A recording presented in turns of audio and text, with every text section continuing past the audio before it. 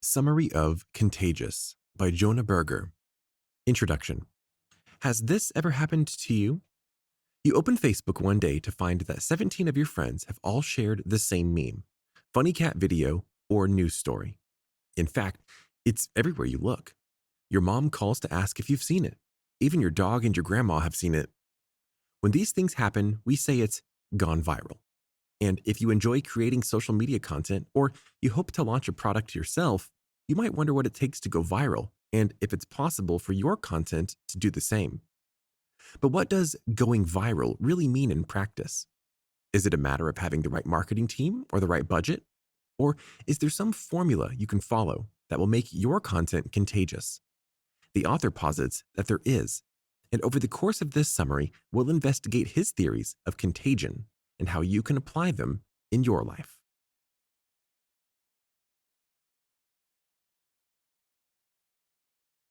Chapter 1. Take the right steps. If you've noticed that steps appears to be spelled incorrectly, you're right. That's because in this case, STEPPS is an acronym. In fact, it's the author's formula for creating viral content. Throughout this book, we're going to examine each component of this formula in detail. But for now, let's take a look at what it stands for. S, social currency. T, triggers. E, emotions. P, public. P, practical value. S, stories. If you want to go viral, you need all of these components. But how do you put them into practice? The author observes that promoting through word of mouth is one great way to pack every component of steps into a single strategy. Here's how it works. Imagine that you just discovered an awesome restaurant. Maybe it's a hole-in-the-wall kind of place, tucked away where no one realizes it's there. But the food is delicious, the customer service was incredible, and you can't wait to go back. So what do? You tell your friends about it.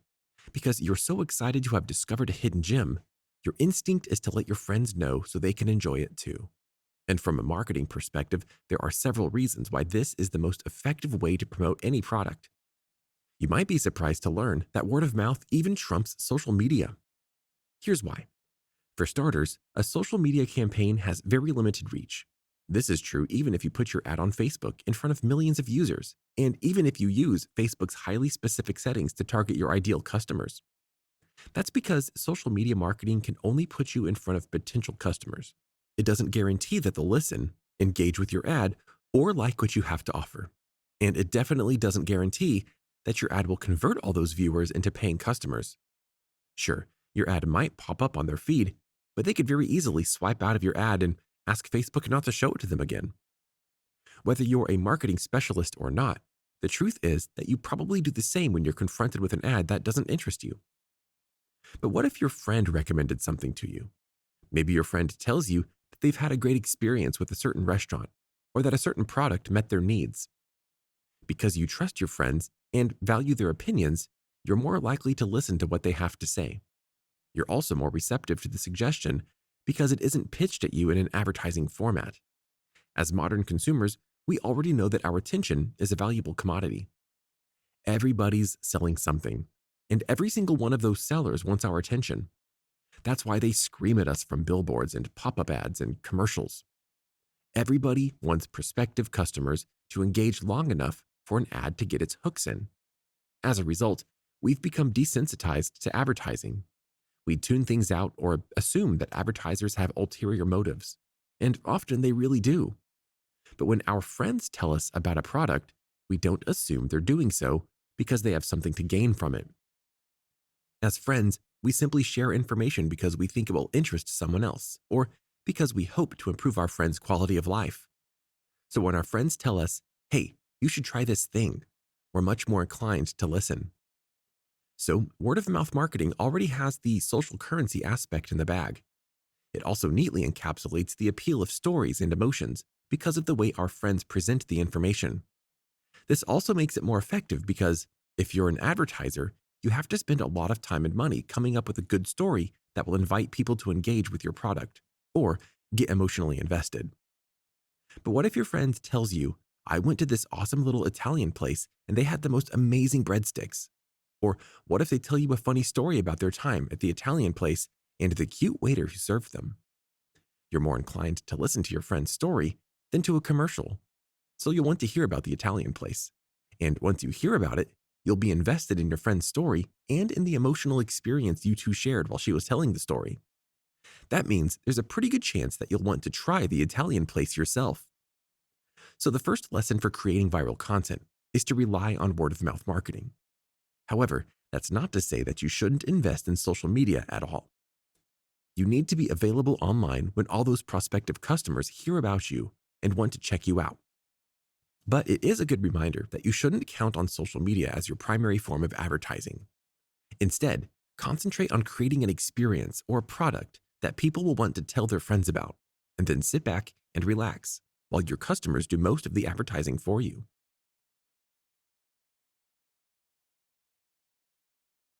Chapter 2: Trigger New Ideas. In this day and age, people often use the word triggered to reflect their engagement with information that upsets or traumatizes them. Usually, this means that they have encountered stimuli which connects to a traumatic memory and promotes them to relive painful experiences. In this respect, being triggered is definitely a bad thing, and you would never want to intentionally trigger others. But the author observes that, in the marketing world, triggering has a different, positive connotation. In the marketing world, triggering can have a positive effect because it involves using one type of stimuli to trigger or set off a connection with something else. This generally creates new types of products associations or partnerships. Let's take a look at how triggering works in practice by looking at the example of Dunkin' Donuts. In fact, even the brand name is a trigger. Here's how it works. When you hear the phrase Dunkin' Donuts, you immediately envision both coffee and donuts, even though no one ever said the word coffee. Why? Because the words create a mental image of someone dunking their donut in coffee. This word image is therefore effective in a couple of ways. Firstly, because we associate coffee with donuts in the same way that we connect peanut butter with jelly or salt with pepper. When we hear donuts, we also think coffee, because we've been conditioned to believe that the two are inseparable.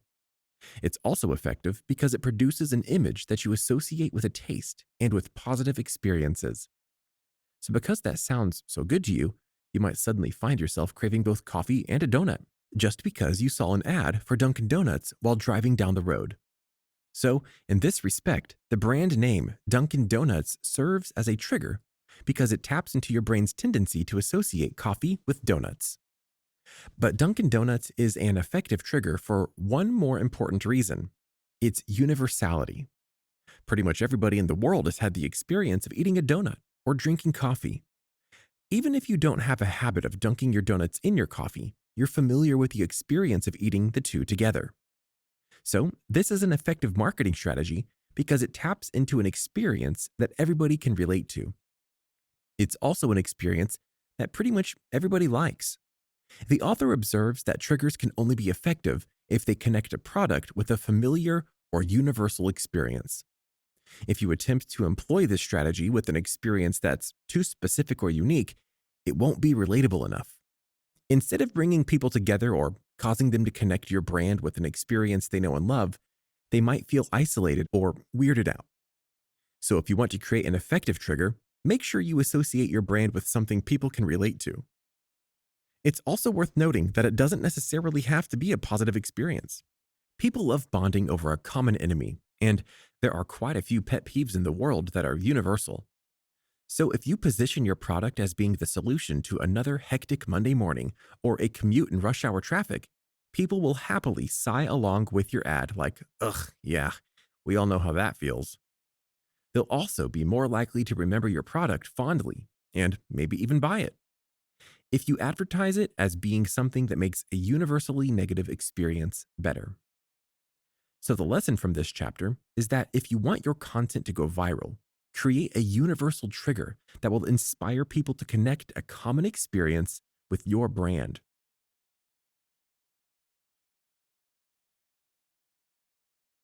Final summary. We often hear that content, ideas, or products go viral, but most of us aren't sure what that really means. This can be especially confusing if you're trying to make your own content contagious. Fortunately, however, Jonah Berger has the answer. by following the STEPS method and creating content that incorporates social currency, triggers, emotional appeal, a public platform, practical value, and a story. You can make your products go viral too.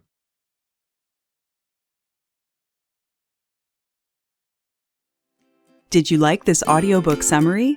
Click the like button now to support our channel and click subscribe if you want to get notified each time we post a new free audiobook summary on YouTube.